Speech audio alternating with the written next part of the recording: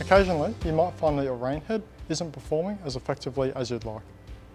There are a few simple troubleshooting steps that we can run through to make sure it's working at its best. The first is to make sure that the rain head screen is clean and fitted correctly. We've got videos on each rain head that describe this in more detail, but the general idea is that you perform periodic maintenance to remove any debris or build-up from the screen. On a self-cleaning rain head like this, you can just brush off the debris, or you can take it off and backwash the screen. While you're doing this, it might help to check what sort of debris is landing on the rain head. In some regions, there might be a build-up of lichen or moss on the roof surface. This can wash off the roof and congeal to cause a blockage on your rain head screen.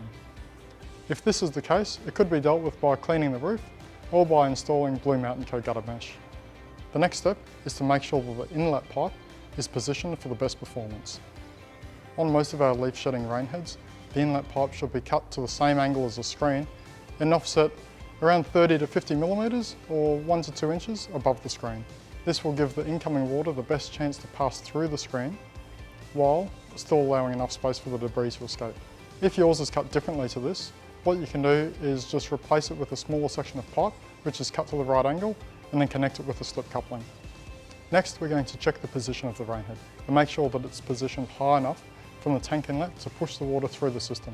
In a wet or a charged system, there'll be water sitting in the pipe all the time, up to the same level as the tank inlet. So when it rains, we need to have enough head height from the rain head to push that water through the system. You can see here that there's only a very small height difference between the rain head and the tank inlet. So the water is flowing out of the screen because it doesn't have enough head pressure to actually push it through that wet system. Now that we've adjusted the rain head height so that it's a minimum of 500 millimeters or just under 2 feet higher than the tank inlet pipe, you can see that we've now got enough head height and the weight of water to help push the water through the pipes effectively. We hope these tips have improved your rain head performance.